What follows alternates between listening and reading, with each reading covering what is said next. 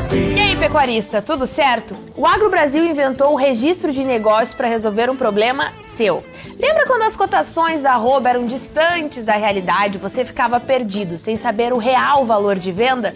Isso é passado. Com o Agro Brasil, todos registram seus negócios e você tem o valor verdadeiro da arroba em sua região e na hora. Registre agora e participe da formação do preço. Baixe o aplicativo e vem fazer parte da família Agro Brasil comigo. Negociou, registrou.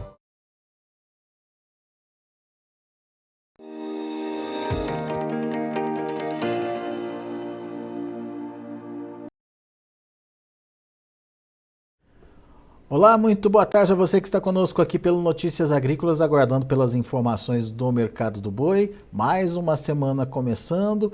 Qual será o ímpeto aí para as cotações? Será que teremos de novo aquela corrida por preços mais elevados? A gente já está falando de uma arroba a R$320 em São Paulo. Será que tem força para subir mais?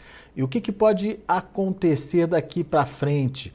Quais os fatores que podem interferir aí no mercado? Tudo isso a gente vai discutir agora com o meu amigo Iberville Neto, analista lá da Scott Consultoria. Está aqui já o Iberville com a gente no vídeo. Bem-vindo, meu caro. Obrigado mais uma vez por estar aqui com a gente e ajudar a gente a entender um pouquinho essa movimentação no mercado do boi. Uma movimentação importante aí nos últimos 15, 20 dias praticamente, né, Iberville? Mas o que você me diz? Já está perdendo fôlego esse movimento ou ainda a gente pode ver a carne, a arroba do boi avançar aí? Olá, Alexander. Olá a todos. É um prazer estar aqui, Alexander. Alexander, o mercado segue com força.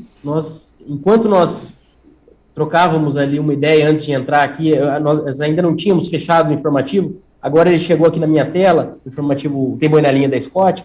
E nós tivemos altas em mais de 20 praças, das 32 praças pesquisadas. Então, o mercado segue firme, nós temos setas aqui verdes quando o mercado sobe e vermelhas quando ele desce. O mercado está completamente verde hoje. A gente segue a toada de valorizações aí dos últimos dias.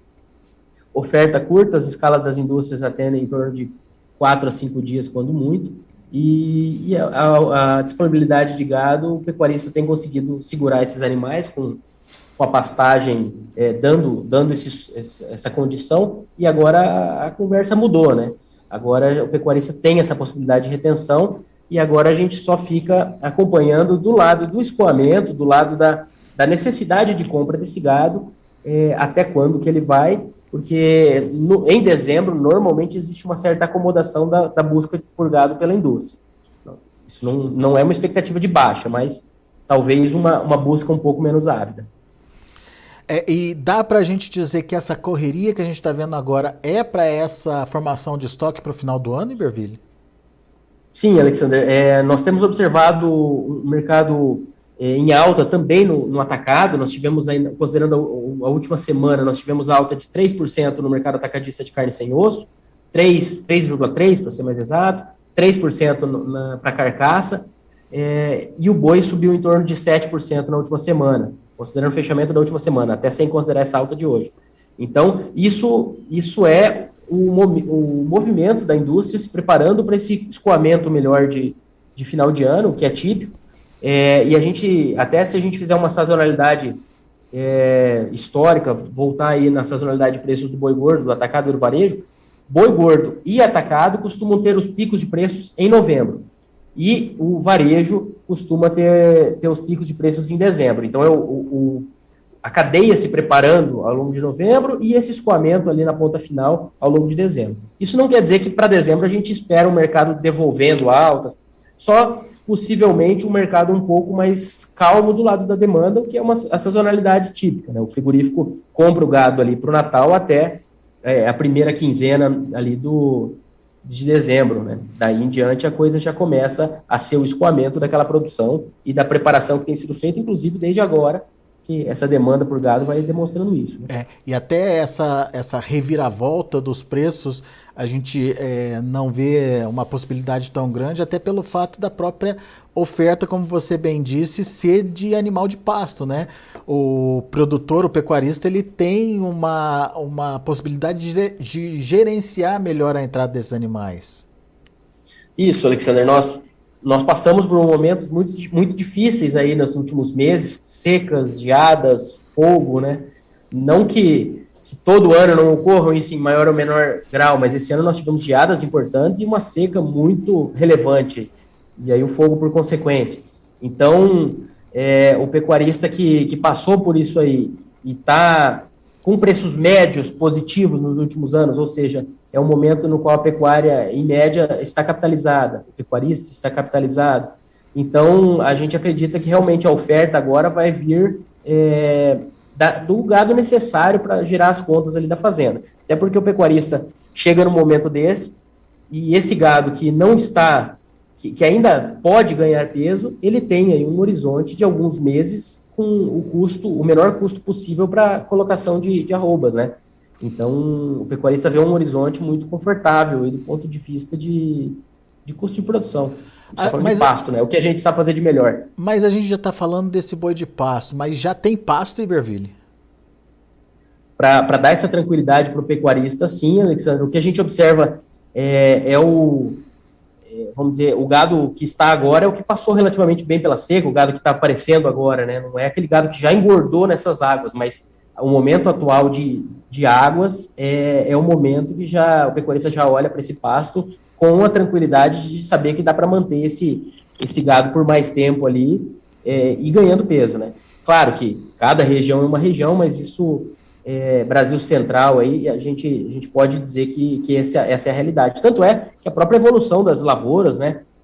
Tudo apontando para uma janela de plantio lá do milho safrinha positivo, então um cenário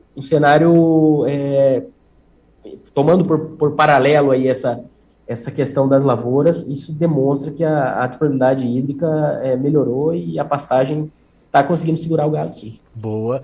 E mais do que nunca, então, essa administração do pecuarista na oferta de animais, na entrada da oferta aí, evitando, portanto, uma pressão tão grande aí sobre os preços da arroba, mesmo que haja um definhamento aí da demanda a partir da segunda quinzena de dezembro. Vamos ver aí como é que vai ser essa queda de braços, né, Iberville? Sim, é algo que a gente tem que acompanhar de perto. Normalmente a demanda no final de ano ela dá essa acomodada. Demanda que eu estou falando é demanda por gado, e a partir de meados de dezembro, a gente ainda tem algumas semanas aí de demanda boa. Mas depois dessa acalmada que o mercado dá, aí a gente tem que acompanhar como é que vai ser o equilíbrio entre oferta e demanda, mas normalmente mas nos últimos anos esse mercado vinha com altas ininterruptas, desde meados do ano até antes. Então chegava nesse momento, a hora que a demanda acalmava, geralmente havia uma acomodação muito grande de preços. Talvez para 2021, como nós estejamos só numa recuperação, apesar do patamar elevado, ele está voltando ao que era, nós não estamos rompendo picos, ou se estamos por pouco, talvez essa acomodação de demanda seja simplesmente uma acomodação de preços, com algum ajuste, mas nós não acreditamos que haja uma devolução de preços como ocorreu em alguns anos recentes aí, pelo menos não muito, muito expressiva, por causa dessas questões, pecuarista podendo reter os animais e o mercado que está no momento aí de otimismo, sem China, né? Então, e tudo isso sempre com a possibilidade de China voltar às compras em algum momento. Pois tem mais essa ainda para deixar aí sob análise, né, para a gente considerar também. Exatamente. Quando a gente fala de China voltando, sempre se bate na tecla de que o ano novo chinês, lá no começo de fevereiro, ele vai já ter passado o momento, o timing de mandar essa carne, só que esse movimento lá, ele tem esse consumo e depois tem toda uma reposição de estoque, tem a carne da coisa rodar lá, né, no país. Então, realmente, o período mais puxado, de maior demanda, o ideal para se vender carne é tentar atender esse ano novo chinês, mas depois a gente não está falando de uma demanda fraca. A gente está falando de um país que come muita carne ao todo, né? Per capita, ainda com muito potencial para aumentar. Daqui a pouquinho a gente vai falar desses números, mas antes, só para entender uma coisa que você falou, Iberville. Em média, as carnes, seja carcaça, seja desossada, subiram, né, acompanharam aí esse movimento de alta nos últimos 15 dias em torno de 3%. E o boi gordo, você falou que subiu 7%. Ainda assim, a gente está conseguindo ver nas indústrias aquelas margens que até a gente chegou a comentar aqui que eram margens muito boas, acima das margens históricas? Alexandre, as margens já voltaram para patamares mais próximos do que nós temos observado ao longo do ano. Então, elas diminuíram bem em relação àqueles patamares historicamente altos que foram obtidos aí pela queda do boi sem que a carne acompanhasse, e agora o boi subiu com a carne subindo também, mas a carne não tem acompanhado o ritmo de alta. Então, o boi gordo apertou um pouco a conta da indústria e essa conta voltou para patamares mais próximos do que tem sido observados aí ao longo do ano. Esses patamares são próximos da média quando a gente considera a venda da carcaça, agora atualmente em torno de 15%, uma média seria em torno de 16%, mas quando a gente considera a venda da desossa, da carne desossada, mais todos os produtos do abate, a margem de comercialização está em 7%. É abaixo da média, a média histórica aí seria em torno de 18%, 20%. Mas com a ressalva de que em 2021 e em 2020 a indústria já tem trabalhado nesses patamares aqui. Então isso é um ponto a ser considerado. Não é uma margem boa, mas é uma margem que não é muita novidade, em relação ao que a indústria observou nesses últimos meses. Mais uma ponderação só, é que nesses últimos meses nós tínhamos as vendas para a China ajudando a compor o mix de venda dessa indústria, né? Porque essa margem que a gente está dizendo aqui é mercado doméstico. Então o frigorífico às vezes estava com a margem apertada no mercado doméstico e outra parcela vendendo bons volumes ali, com destaque para a China. E esse ponto importante ele não tem. Agora, para a indústria que trabalha no mercado doméstico exclusivamente, o momento atual não é nenhuma novidade em relação ao que ela vinha trabalhando ao longo do ano aí, não. Muito bem. Mas isso tira o ímpeto aí das indústrias de continuar comprando, Iberville?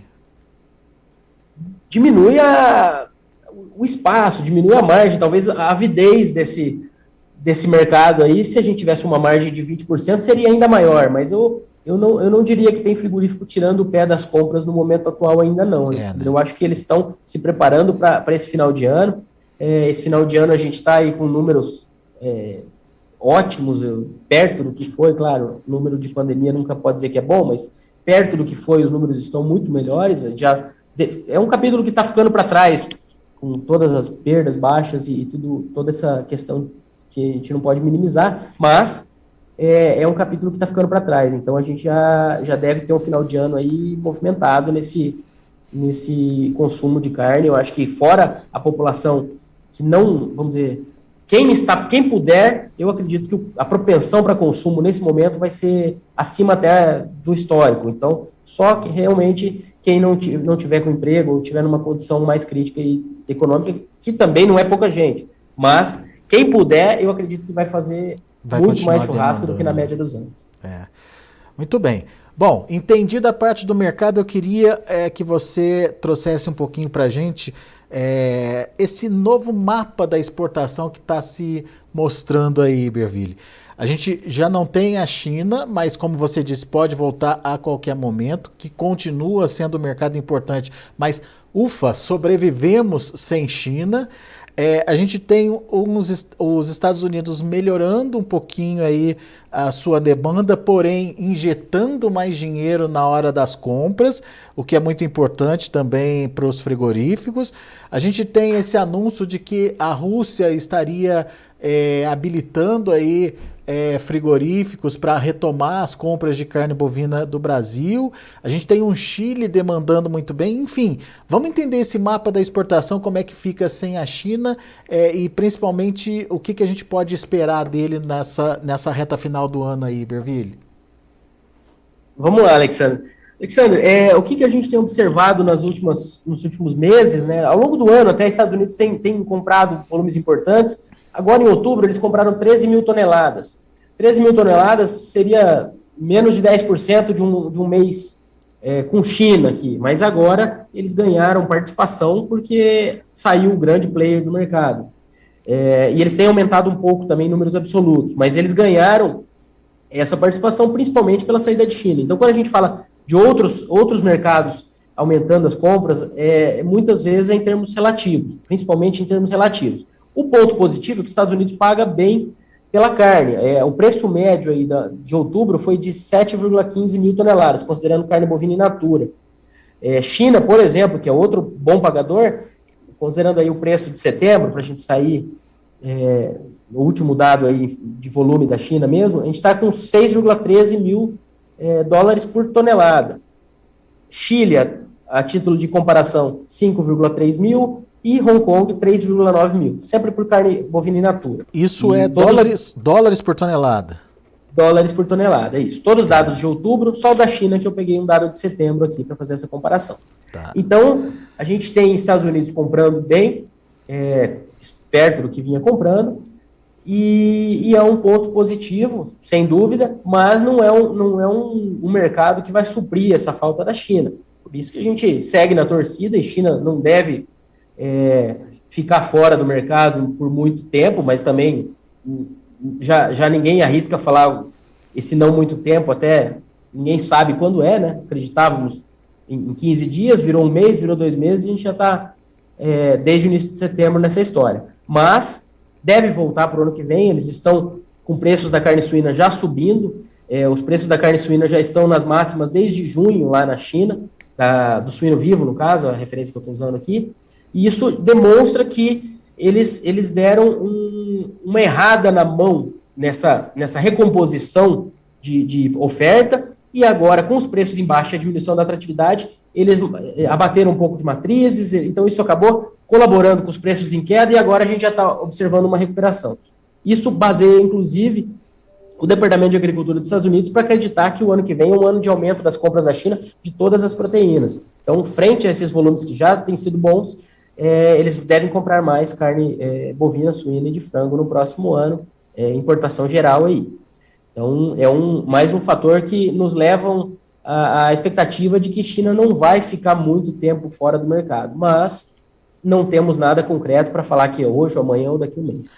E Estados Unidos podem avançar nas compras, ou essa questão interna deles, essa tentativa de frear as exportações brasileiras, enfim, o lobby americano, Sim, o lobby. Você acha que pode frear aí essa expectativa de crescimento para o mercado americano, Iberville? Alexander, em algum grau deve atrapalhar, mas eu acredito que isso, até ter um efeito mais prático, deve levar algum tempo, e aí talvez seja o suficiente para a China voltar. Essa questão que eles têm falado a respeito dos casos de vaca louca, que nós tivemos, vaca louca típica, etc., a gente sempre faz um paralelo com o que aconteceu com eles lá em 2003, né, que foi um caso típico. Eles eram grandes exportadores e perderam, só a título de referência, eles exportaram em 2003, quando ocorreu esse caso, 1.140.000 toneladas. Em 2004, eles exportaram 200.000 toneladas. Então, eles perderam aí quase 900.000 toneladas de exportação de um ano para o outro. E foi nesse mesmo ano que o Brasil passou de 1.100.000 para 1.600.000 toneladas. Então, foi um dos fatores que fizeram com que o Brasil engrenasse aí no mercado internacional, foi essa lacuna dos Estados Unidos lá em 2003. Só que lá por um problema real, né? O problema lá realmente foi vaca louca. Aqui nós estamos falando de uma vaca louca atípica, que foi notificada, a própria Organização Mundial de Saúde Animal definiu que não tem nada a ser dito a respeito, mas lobby é lobby, né? O lobby não precisa ser nada muito tecnicamente sustentável. O que a Rússia fazia de tempos em tempos, agora puxando o link aqui para a Rússia, né, que nós tivemos notícias que vão comprar um pouco mais de carne do Brasil, a Rússia fazia isso de tempos em tempos também, e começava a carne a ficar um pouco mais cara, ou começava a dar mais trabalho para comprar carne, eles arrumavam um problema. Isso era muito típico. E agora nós temos essas notícias de que a Rússia vai liberar algumas cotas para o Brasil, o que é muito positivo. Sempre liberação de cotas, abertura de mercados, isso é sempre positivo. Mas, para trazer alguns números, a a Rússia, ela importa, a expectativa para 2021 é de uma importação de 320 mil toneladas. Então, frente a próximo de 1 milhão de toneladas que eles importavam em 2010. O consumo doméstico da Rússia tem diminuído nos últimos anos e eles já não são a menina dos olhos aí das importações de carne bovina nem do Brasil e de país nenhum praticamente, porque esse volume deles aí são 2 meses de uma exportação boa nossa aqui. 320 mil toneladas é o potencial total, não necessariamente o que eles podem comprar do Brasil. Isso seria a expectativa do Departamento de Agricultura dos Estados Unidos para importação total de carne bovina da Rússia em 2021. Realmente, então não dá para esperar uma Rússia vindo com tudo aí no mercado não, né, Iberville?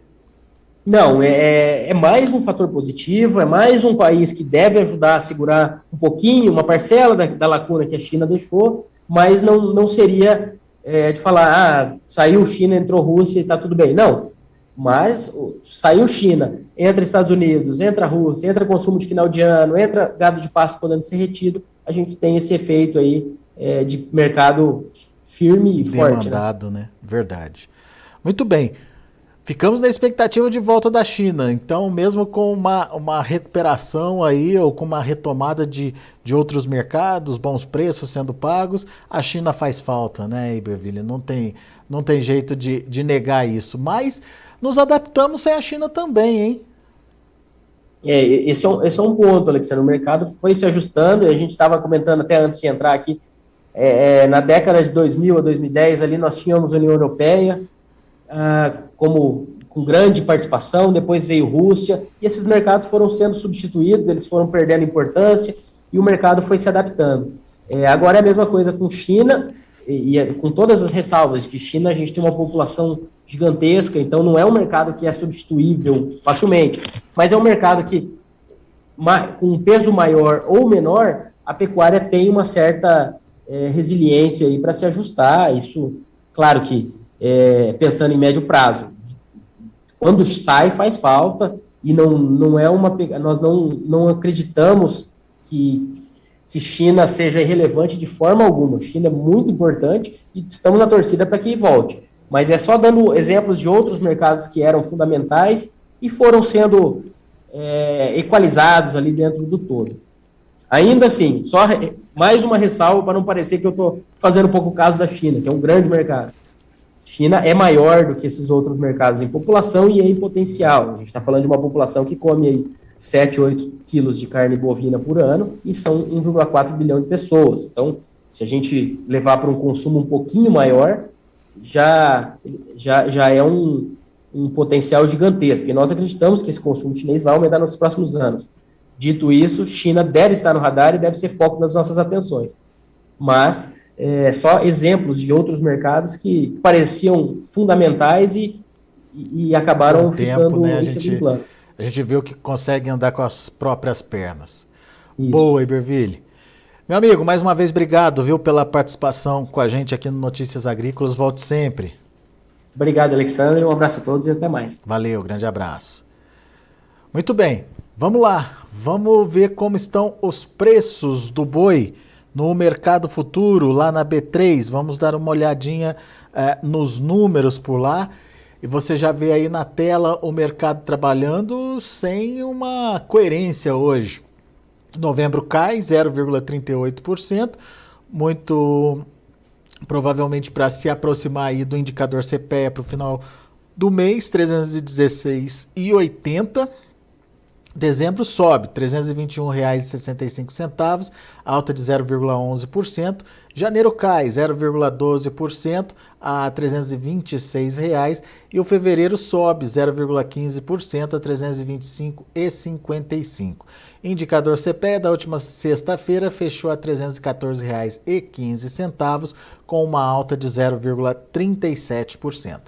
São os números do mercado do boi. A gente fica por aqui e agradeço muito a sua atenção, a sua audiência. Se inscreva em nossas mídias sociais, no Facebook Notícias Agrícolas, no Instagram @Notícias Agrícolas e no nosso Twitter @Notiagre. E para não perder nenhum vídeo, não se esqueça de nos acompanhar no YouTube e na Twitch, Notícias Agrícolas Oficial.